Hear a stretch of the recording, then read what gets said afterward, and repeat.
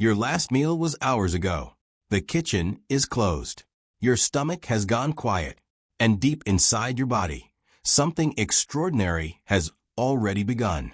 Not because you're starving, not because your muscles are disappearing, but because your body has quietly switched into a completely different operating mode. For decades, most people have been told that skipping meals is dangerous for muscle. Miss enough meals, and your body supposedly starts burning through the very tissue you've worked so hard to build. But modern research paints a far more fascinating picture.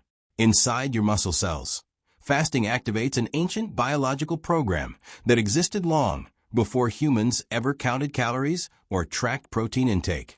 Instead of immediately destroying muscle, your body begins inspecting it. Damaged proteins are identified. Worn-out cellular machinery is dismantled. Broken parts are recycled. Energy is conserved. Repairs begin. The process is called autophagy. And understanding what it actually does may completely change the way you think about fasting forever. But here's the question very few people answer correctly. What actually happens to your muscles if you fast long enough for autophagy to reach its highest activity? Do your muscles shrink? Do they become stronger? Or is something far more complicated happening beneath the surface? That's exactly what we're going to uncover today.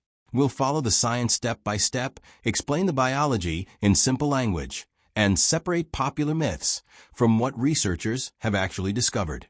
And stay with me until the end, because one of the biggest misconceptions about muscle loss during fasting comes from confusing two completely different biological processes that only appear similar from the outside. But before we begin, if you enjoy learning the real science behind fasting, metabolism, longevity, and how your body actually works, take a second to subscribe and turn on notifications. Every week, we break down complex health research into simple explanations that can help you make smarter decisions about your health. Now, let's begin inside one of the hardest working tissues in your entire body. Your muscles never truly rest. Most people imagine muscles as simple engines that only work when you lift something heavy or go for a run. In reality, your muscles are active every second of every day, even while you're sleeping. Every heartbeat, every breath, every movement of your eyes, every step across the room. Thousands of muscle cells are constantly producing energy, repairing microscopic damage, replacing worn-out proteins, and removing waste created during normal metabolism. Imagine each muscle cell as a massive factory that never closes. Machines operate around the clock. Raw materials arrive continuously. Products are assembled. Old equipment wears out. Broken machinery accumulates. Waste slowly builds inside the building. If nobody ever cleaned that factory, eventually production would slow. Efficiency would fall. The machinery would begin malfunctioning. The factory itself would still exist, but it would no longer perform at its best. Exactly the same thing happens inside your muscle cells. Every day, damaged proteins naturally accumulate. Tiny structures responsible for producing energy gradually wear out. Cellular debris begins occupying valuable space. If this material isn't removed, muscle performance slowly declines over time. Fortunately, your body evolved an elegant solution. When food becomes temporarily unavailable, it doesn't immediately panic. Instead, it begins housekeeping. Scientists call this internal cleaning process autophagy, which literally means self-eating. The name sounds alarming, but in reality, it's one of the most sophisticated maintenance systems found anywhere in biology. Autophagy doesn't randomly consume healthy muscle. It selectively removes components that have already become damaged or dysfunctional. Think of it like renovating a house. Before installing new flooring, builders remove the cracked tiles. Before replacing old wiring, electricians remove damaged cables. The goal isn't destruction, it's improvement. Inside muscle cells, specialized structures identify worn-out proteins, damaged mitochondria, and unnecessary cellular waste. These components are enclosed inside tiny membrane sacs called autophagosomes. Those sacs then fuse with another structure called the lysosome. You can think of the lysosome as the muscle cell's recycling center. Everything delivered there is broken into smaller building blocks. Instead of throwing those materials away, the cell reuses many of them to build healthier structures later. Nothing is wasted. Everything is recycled. This incredibly efficient system becomes much more active once fasting begins lowering insulin and reducing nutrient availability. In other words, fasting doesn't simply mean your body runs out of food. It means your cells finally have time to clean the factory. Researchers have shown that blocking autophagy inside muscle tissue produces the exact opposite of what many people expect. Instead of preserving muscle, the muscle becomes weaker. Damaged proteins accumulate. Abnormal cellular material builds up. Function gradually declines. In other words, autophagy isn't a sign your muscles are falling apart. It's one of the reasons they continue functioning throughout your life. But this immediately raises another question. If your muscles are actively breaking down damaged proteins, why don't they simply shrink? After all, protein is protein, right? Not exactly. This is where one of the biggest misconceptions about fasting begins. Most people assume the body follows one simple equation. No food means no incoming protein. No protein means muscles must be sacrificed for fuel. At first glance, that sounds logical. But human metabolism is far more intelligent than that. Your body follows a hierarchy. When fasting begins, it doesn't immediately reach for muscle tissue. First, it uses glucose already circulating in the bloodstream. Then it gradually empties glycogen stores inside the liver. As insulin continues falling, fat cells begin releasing fatty acids that become the body's primary fuel source. Only under much longer periods of energy shortage does significant muscle protein become an important energy source. That sequence has been demonstrated repeatedly in decades of metabolic research. In other words, muscle is not your body's favorite fuel. It's one of its last options. Autophagy makes this strategy even more efficient. Instead of dismantling healthy muscle fibers, your cells first recycle damaged proteins already sitting inside the muscle. Those recycled amino acids can immediately support essential cellular functions without sacrificing the contractile fibers responsible for strength and movement. Think about cleaning your garage. Before buying new storage boxes, you organize what you already own. You recycle broken items. You throw away things you no longer need. Only afterward do you consider replacing anything valuable. That's remarkably similar to what muscle cells do during fasting. They recycle first. They preserve second. They sacrifice only when absolutely necessary. And that explains why short and moderate fasting periods generally produce far less muscle loss than many people fear. But there's another question scientists have spent years trying to answer. Exactly when does this cellular cleanup become most active inside your muscles? Because, contrary to popular belief, autophagy doesn't suddenly switch on like a light bulb. It gradually builds. And as you'll see next, muscle tissue follows its own unique timeline that surprises almost everyone. Exactly when does autophagy become most active inside your muscles? The answer is far more interesting than simply counting fasting hours. Unlike an on and off switch, autophagy behaves more like a sunrise. It builds gradually. The longer your body remains in a fasted state, the more intensely this internal cleanup system begins working. Research suggests that measurable increases in muscle autophagy begin appearing somewhere around the 16 to 18-hour mark in many individuals.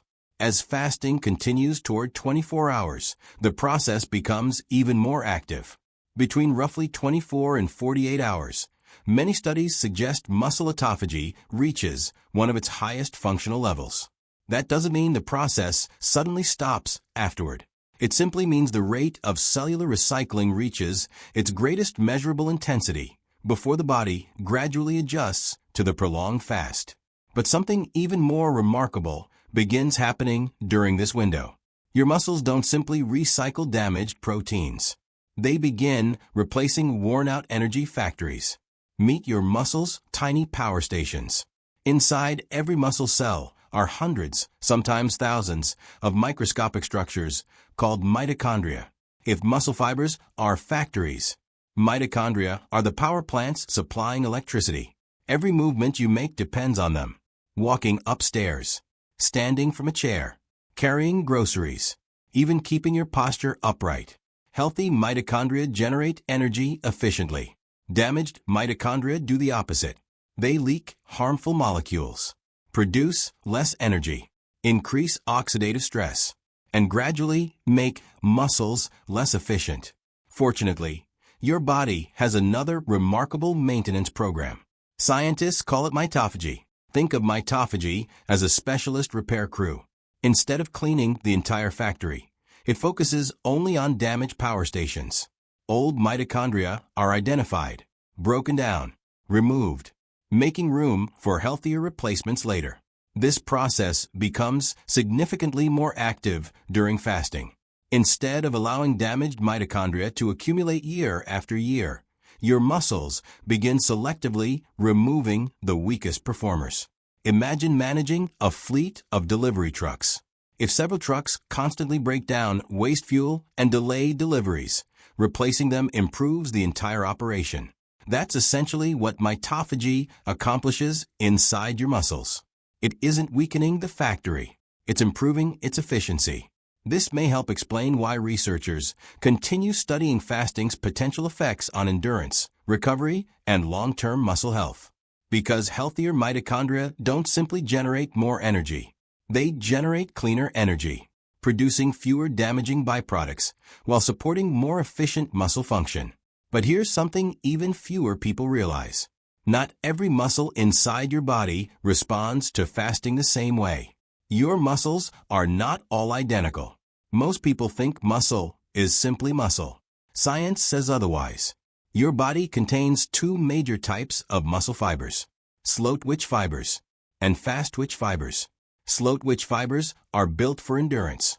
They help you walk, maintain posture, stand for long periods, and perform everyday activities without becoming exhausted. Fast-twitch fibers are completely different. They're responsible for explosive power, jumping, sprinting, lifting heavy objects, generating maximum force in a short period of time. These two fiber types don't behave identically during fasting. Slow-twitch fibers contain far more mitochondria. That means they naturally rely more heavily on oxidative metabolism. As a result, they generally respond extremely well to autophagy and mitophagy. Fast-twitch fibers are somewhat different because they depend more heavily on stored carbohydrates and rapid energy production. Prolonged fasting places greater metabolic stress on them. This doesn't mean they immediately disappear. It simply means they require more careful recovery once fasting ends. That's one reason why nutrition after fasting becomes just as important as the fast itself. The rebuilding phase matters, perhaps even more than many people realize. But muscles aren't responding alone. Throughout the entire fast, powerful hormones are quietly influencing every decision your body makes. The hormones protecting your muscles. Many people assume fasting simply means the body begins consuming itself. That isn't how human biology works. Instead, multiple hormones constantly negotiate how energy should be used. One of the most important is growth hormone. During fasting, growth hormone levels rise dramatically. Not because your body is trying to build large amounts of new muscle. That isn't possible without sufficient nutrients. Instead, growth hormone performs another critical task. It protects lean tissue. It encourages the body to rely more heavily on stored body fat while reducing the need to burn valuable muscle protein.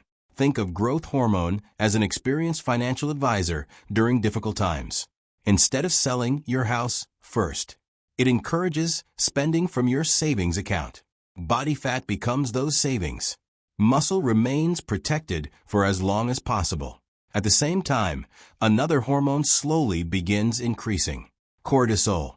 Cortisol helps maintain blood sugar during prolonged fasting. But if fasting extends too long, cortisol can gradually encourage greater protein breakdown. This creates a delicate balance. Growth hormone pushes toward preservation. Cortisol gradually pushes toward conservation through protein breakdown.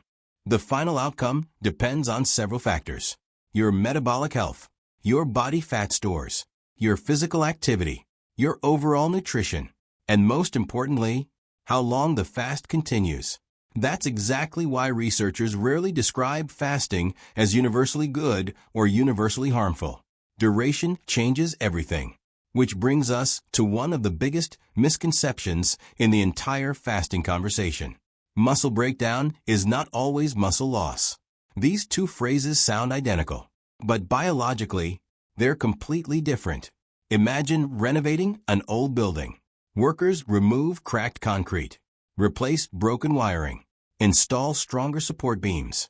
Someone walking past might think the building is being demolished. In reality, it's becoming stronger. Autophagy works much the same way. It selectively removes damaged proteins that no longer contribute efficiently to muscle function. It clears worn-out mitochondria, removes dysfunctional cellular components, creates room for healthier replacements. That's renovation, not destruction. True muscle loss occurs when the body begins breaking down the contractile proteins responsible for producing force over extended periods without adequate nutrition. Those are two very different biological events. Unfortunately, they're often confused in popular discussions about fasting. Most research suggests that healthy adults performing moderate fasting generally preserve muscle remarkably well, particularly when sufficient body fat stores remain available and proper nutrition follows afterward. Where researchers become more cautious is during very prolonged fasting, extending well beyond 2 or 3 days without appropriate recovery. At that stage, muscle protein synthesis becomes increasingly suppressed. Recovery becomes more difficult, and preserving lean tissue requires much greater attention. Which brings us to perhaps the most fascinating moment of the entire process: the moment food returns. What happens after you eat again? Many people assume fasting ends when you eat. Biologically, that's when an entirely new phase begins. During fasting, your muscles have already removed damaged proteins, recycled cellular waste, improved mitochondrial quality, reduced accumulated debris. Now they become highly responsive to rebuilding. Scientists sometimes describe this as increased anabolic sensitivity.